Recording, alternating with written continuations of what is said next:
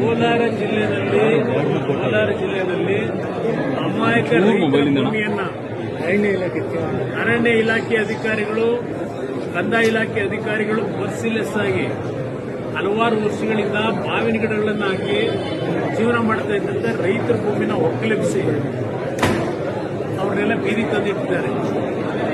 ಅದೇ ಶ್ರೀನಿವಾಸಪುರದಲ್ಲಿ ನಡೆದಿದೆ 126 ಎಕರೆ ಅರಣ್ಯ ಇಲಾಖೆಯ ಒಂದು ಒತ್ತುವರಿ. ಕೇಂದ್ರದ ಅರಣ್ಯ ಇಲಾಖೆಯಿಂದ ಆದೇಶ ಆಗಿದೆ, ಕೋರ್ಟ್ ಆದೇಶಗಳಾಗಿದೆ. ಇವತ್ತು ಬಡವರ ಒಂದು ನ್ಯಾಯ, ಶ್ರೀಮಂತರ ಒಂದು ನ್ಯಾಯನ ಊರಿಗೆಲ್ಲ ಬುದ್ಧಿ ಹೇಳೋರು. ಹಿಂದೆ ಒಂದ್ಸಲ 2800 ಎಕರೆ ಭೂಮಿ ರೈತರಿಂದ ಕಿತ್ಕೊಂಡ್ರು. ಈಗಲೂ ಇದೇ ಕಥೆ ನಡೀತಿದೆ. ಈಗ 326 ಎಕರೆ ಭೂಮಿ ಸಮಾಜಕ್ಕೆ ಬಹಳ ಬುದ್ಧಿ ಹೇಳೋರಲ್ವೇ? ಯಾಕೆ ಮೌನ ಶರಣಾಗಿದ್ದಾರೆ? ಆದೇಶಗಳು ಬೇಕು ಇವತ್ತು ಕೇಂದ್ರ ಸರ್ಕಾರದಿಂದ. ಸರ್ಕಾರ ಕೂಡ ಮುಂದಕ್ಕೆ ಮಾಡಿದ್ದಾರೆ. ಅದನ್ನೆಲ್ಲ 6ನೇ ತಾರೀಕಿಗೆ ಫಿಕ್ಸ್ ಮಾಡಿದ್ರು, ಹೇಳಿದ್ರು, ಗೈಡ್ಲೈನ್ಸ್ ಕೊಟ್ಟಿದ್ದಾರೆ. ಇಷ್ಟು ದಿವಸದಲ್ಲಿ ತನಿಖೆ ಮಾಡಿ, ಸರ್ವೆ ಮಾಡಿ ಭೂಮಿಯನ್ನ ಅರಣ್ಯ ಇಲಾಖೆ ವಶಪಡಿಸ್ಕೋಬೇಕು ಅಂತ ಹೇಳಿ. ನಿಮ್ಮ ಅರಣ್ಯ ಇಲಾಖೆ ಮಂತ್ರಿ ಎಲ್ಲಿದ್ದಾರೆ?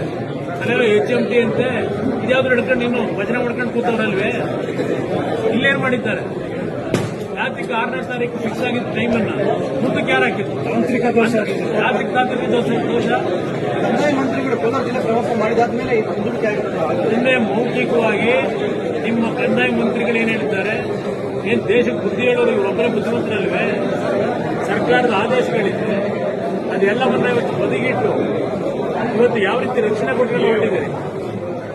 ಕಷ್ಟಪಟ್ಟು ಜೀವನ ಮಾಡ್ತಕ್ಕಂಥ ರೈತರಿಗೊಂದು ಒಂದು ನ್ಯಾಯ, ಇಲ್ಲಿ ಲೂಟಿ ಮಾಡಿದ್ರೆ ಒಂದು ನ್ಯಾಯ ಕೊಡ್ತೀರಾ? ಇದಕ್ಕೆ ಬೆಲೆ ತೆರಬೇಕಾದ ಕಾಲ ಬರುತ್ತೆ. KGF ಬೆಂಗಾಲ್ ಕಾರ್ಮಿಕರ ಹೋಗ್ತಾ ಇದ್ದೀನಿ. ಅವ್ರ ಸಮಸ್ಯೆಗಳು ಏನಿದೆ ಅವರಿಂದ ಮಾಹಿತಿಗಳು ತಗೊಂಡು ಏನ್ ಸಾಲ್ವ್ ಮಾಡಲಿಕ್ಕೆ ಸಾಧ್ಯ ಮಾಡ್ತಾರೆ. ಚುನಾವಣೆಯಲ್ಲಿ ನಿಮ್ಮ ಬಗ್ಗೆ